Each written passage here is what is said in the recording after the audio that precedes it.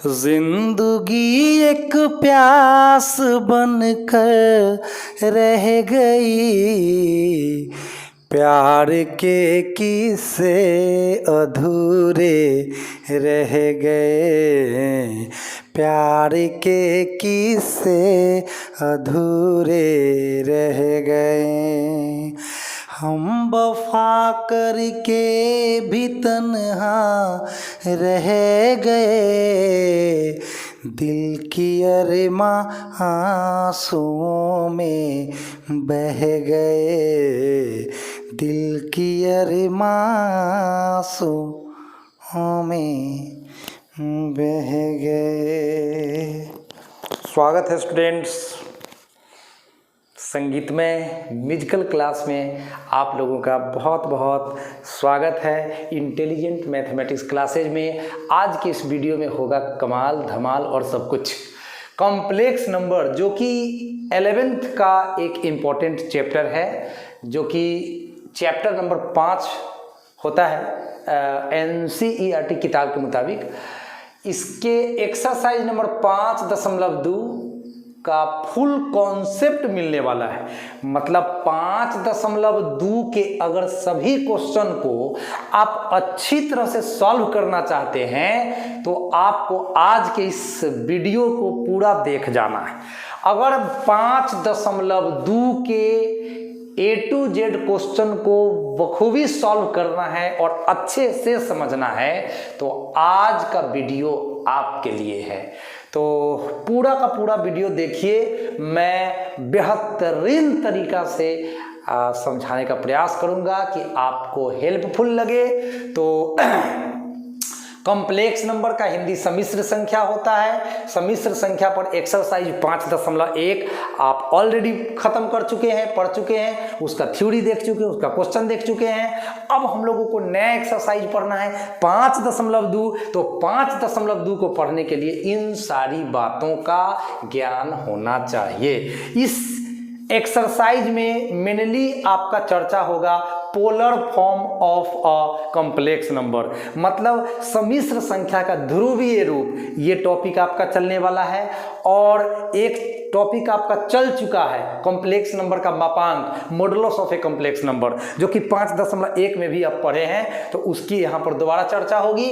और एक नया और आएगा argument of a complex number, यानी कि सम्मिश्र संख्या का कोणांक, यानी सम्मिश्र संख्या का मापांक, कोणांक और ध्रुवीय रूप। ये तीन को बात आपको अच्छे से समझना है। तो चलिए सबसे पहले हम शुरू करते हैं polar form of a complex number. Polar form of a complex number, सम्मिश्र संख्या का ध्रुवीय रूप। इसको आप त्रिकोणमितीय रूप भी कह सकते हैं। बहुत से राइटर ने अपने अपने किताब में ध्रुवीय रूप को त्रिकोणमितीय रूप भी लिखा है। तो आपको मैं बता दूं कि डरिएगा नहीं, जिसको ध्रुवीय रूप बोलते हैं उसी को त्रिकोणमितीय रूप बोलते हैं। तो नाम अलग है लेकिन काम तो एक ही है। तो इस चीज को समझने के लिए सबसे पहले एक्स अक्ष y अक्ष को हम समतल में खड़ा कर देते हैं। x है हॉरिजॉन्टल लाइन, x अक्ष है हॉरिजॉन्टल लाइन और y अक्ष है वर्टिकल लाइन। x अक्ष और y अक्ष को हम प्लेन में खड़ा कर देते हैं। इस प्लेन का नाम, जिसमें x अक्ष और y अक्ष को हमने खड़ा किया है, उस प्लेन को XY प्लेन भी कहते हैं, कॉम्प्लेक्स प्लेन भी कहते हैं और आर्गेंड प्लेन भी कहते हैं। कौन कौन प्लेन कहते हैं बउआ? इसको XY प्लेन भी कहते हैं, इसको कॉम्प्लेक्स प्लेन भी कहते हैं और इसको आर्गेंड प्लेन भी कहते हैं। यानी एक ही चीज के बउआ सब तीन गो नाम है, XY plane, complex plane and Argand plane. तो ये आर्गेंड प्लेन है। तो इसमें एक पॉइंट मैंने लिया फर्स्ट क्वाड्रेंट में P, जिसका कोऑर्डिनेट है x, y। तो ये x जो है वह मूल बिंदु से m तक का डिस्टेंस हो जाएगा, क्योंकि P से परपेंडिकुलर ड्रॉ किया गया है x एक्सिस पे। तो एक P का P का जो मतलब x नियामक है वो हो गया O से लेकर M, और P का जो Y नियामक है वो हो गया P से लेकर M तक का डिस्टेंस। यानी इस समकोण त्रिभुज में P से M तक का जो डिस्टेंस हुआ, इस समकोण त्रिभुज में P से M तक का जो डिस्टेंस है PM वह Y है, और O से M तक का जो डिस्टेंस है वो आपका X है। मान लेते हैं कि ये जो P बिंदु है उसको मूल बिंदु से मिलाने वाली जो ये रेखाखंड है उसको हमने क्या मान लिया, R मान लिया। क्या मान लिया, R मान लिया। अब ये XY पॉइंट जो है वह X एक्सिस के साथ इस OP लाइन के साथ और X अक्ष के बीच का एंगल जो है वह थीटा बन रहा है। भुजा OP और OM के बीच का जो एंगल है वह क्या बन रहा है, थीटा बन रहा है। अब कॉम्प्लेक्स नंबर को इस पॉइंट के अनुसार हम लोग क्या डिनोट करेंगे, ये जो पॉइंट है X, Y, तो XY प्लेन का प्रत्येक बिंदु एक सम्मिश्र संख्या को रिप्रेजेंट करता है। अब ये वाला पॉइंट है, ये वाला बउआ पॉइंट है P जिसका नियामक है XY, तो यह एक सम्मिश्र संख्या को क्या करता है, निरूपित करता है। तो सम्मिश्र संख्या को हम लोग Z से सूचित करते हैं, तो Z बराबर x प्लस आयोटा y या Z बराबर x प्लस आई वाई भी बोल सकते हैं। समीकरण फर्स्ट। अब त्रिभुज POM में, ये त्रिभुज POM में तो मैंने cos थीटा लिया, तो cos थीटा त्रिकोणमिति में क्या पढ़ाया गया है, cos थीटा आधार बटा कर्ण, cos थीटा बेस बटा हाइपोटेनस पढ़े आप लोग। तो ये आधार x है और कर्ण आपका r है, तो आप लिख दीजिए OP बराबर r। बिल्कुल, तो OP बराबर r ये मैंने लेट मान लिया है। अब cos थीटा क्या होता है बच्चों, आधार बटे कर्ण, तो x बटा r हो गया। अब cos थीटा के बटा में कोई नंबर नहीं है तो 1 डाल लो, क्रॉस गुना करोगे तो x में 1 से x और r में cos थीटा से तो r cos थीटा। तो इस तरह से आपका x का वैल्यू निकल गया r cos थीटा।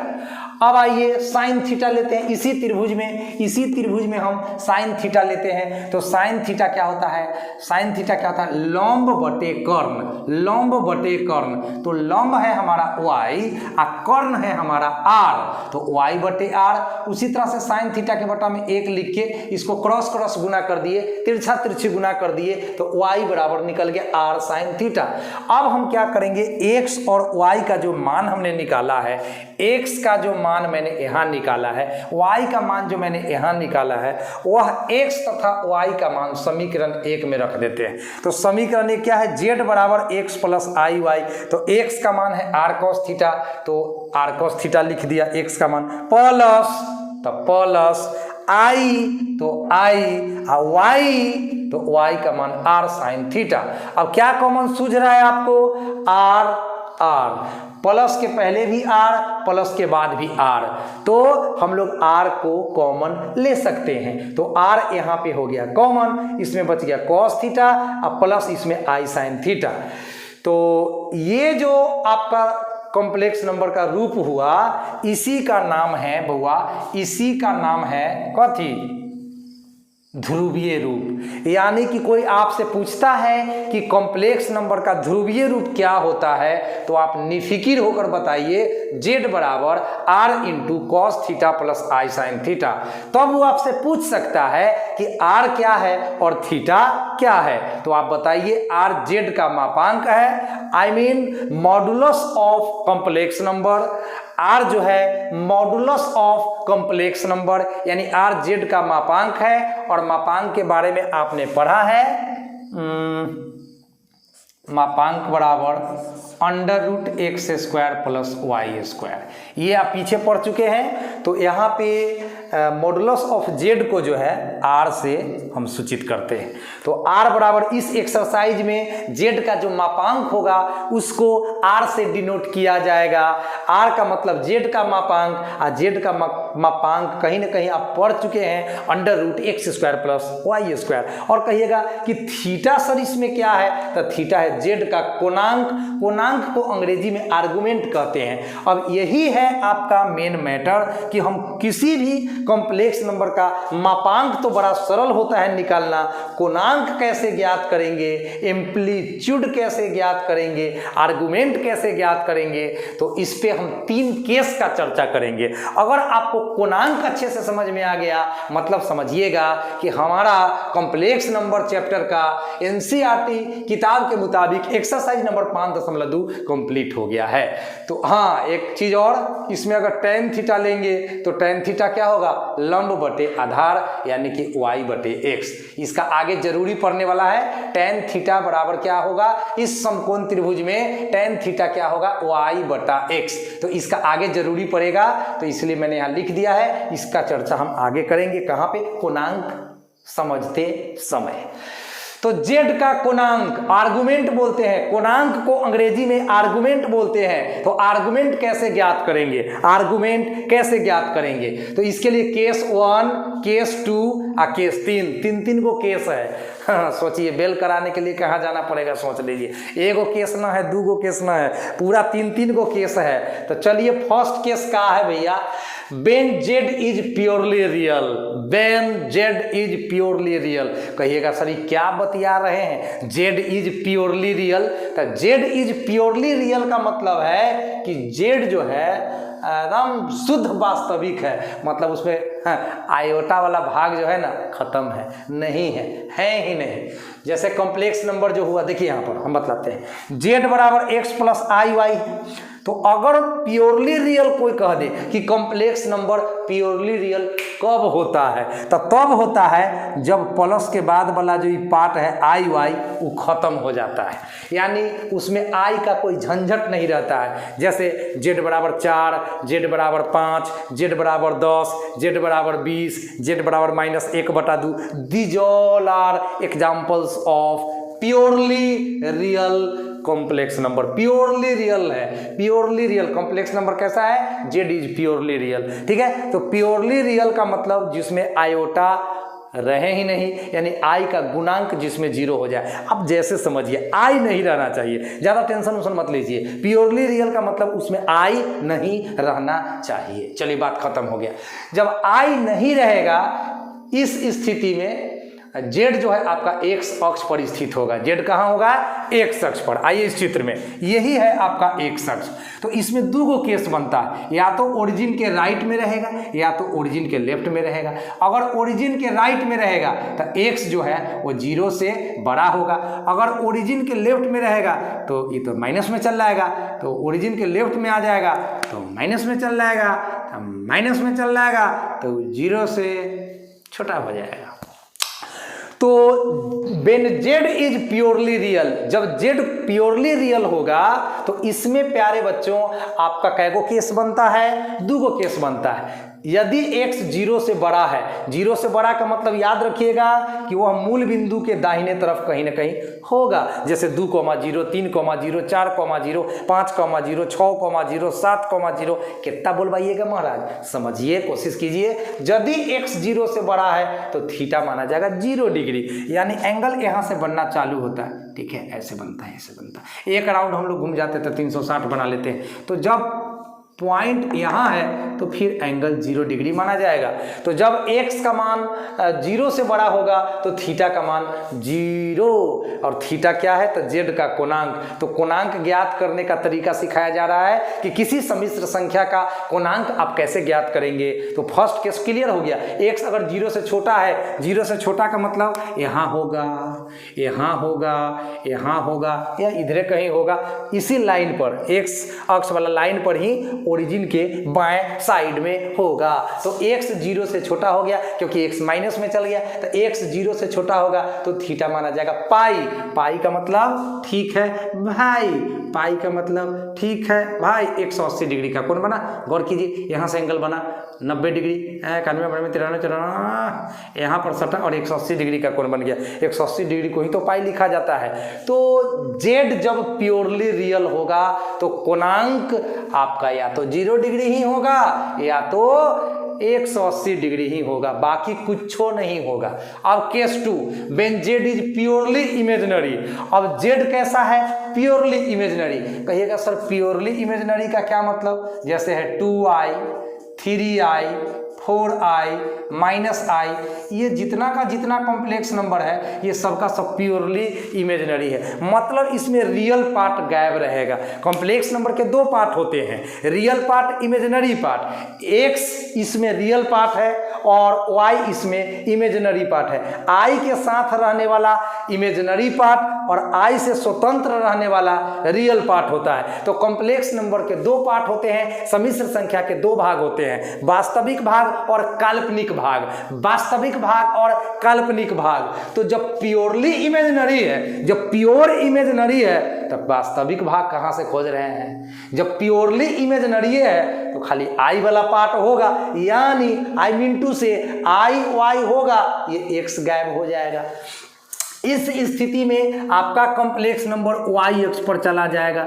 जब आपका कोई पूछता है कि जेड प्योरली इमेजिनरी होगा, इसका क्या मतलब? तो बोलिए कि जेड अगर प्योरली इमेजिनरी है तो निश्चित रूप से वाई एक्स पर होगा। एकदम बताइए उसको, बेफिक्र बताइए कि कोई भी कॉम्प्लेक्स नंबर अगर प्योरली इमेजिनरी है तो वह कहाँ पे लाई करेगा, कहाँ पे स्थित होगा? तो इसका जवाब होगा कि ऑन द वाई एक्सिस। अब ऑन द वाई एक्सिस में दो गो बात है। कौन कौन बात है?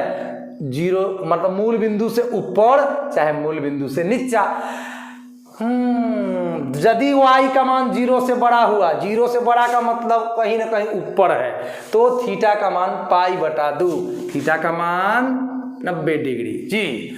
और यदि y का मान 0 से छोटा हुआ, y का मान अगर 0 से छोटा हुआ, अगर y का मान 0 से छोटा हुआ तो थीटा का मान माइनस में π/2 यानी -90 डिग्री। यानी कि y का मान 0 से छोटा होने का मतलब यहाँ यहाँ यहाँ, मतलब ओरिजिन से नीचे y अक्ष पर कहीं भी, तो थीटा का मान -π/2।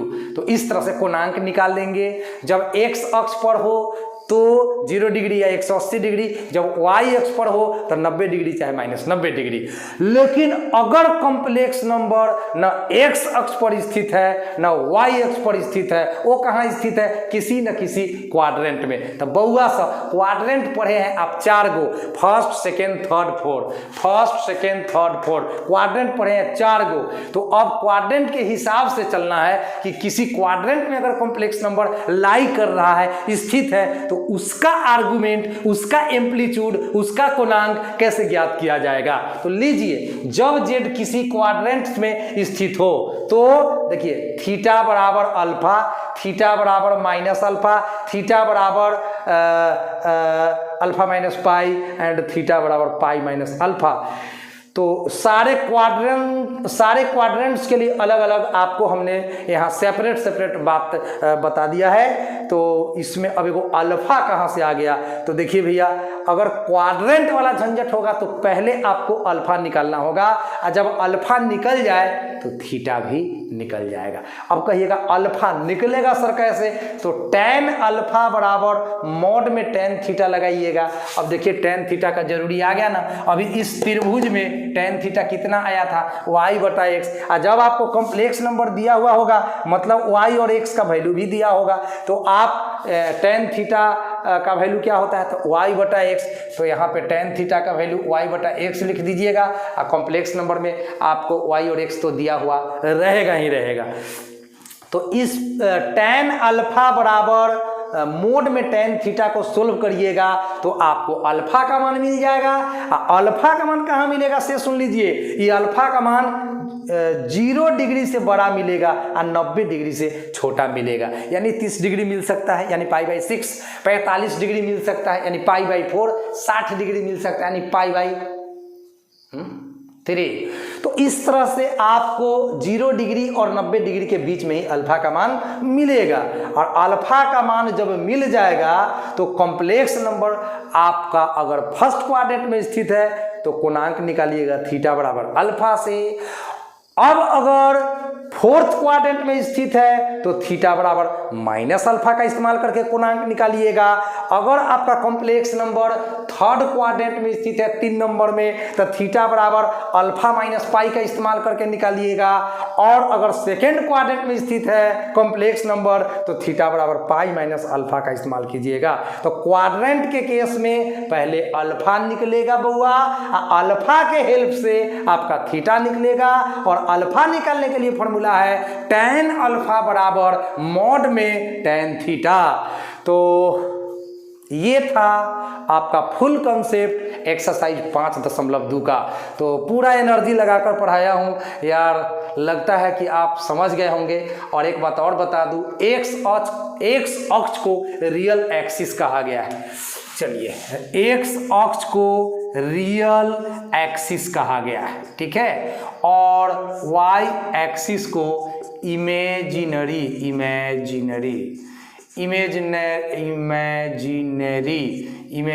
एक्सिस कहा गया है।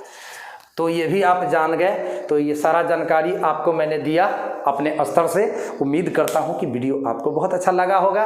तो वीडियो देखने के बाद लाइक करें, और कोई तकलीफ हुआ हो तो कमेंट कीजिए, तकलीफ नहीं हुआ हो तो भी कमेंट करें, है ना।